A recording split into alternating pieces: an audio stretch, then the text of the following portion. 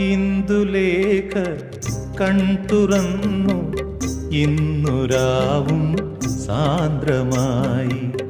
Indulekha കൺതുറന്നു ഇന്നുരാവും സാന്ദ്രമായി.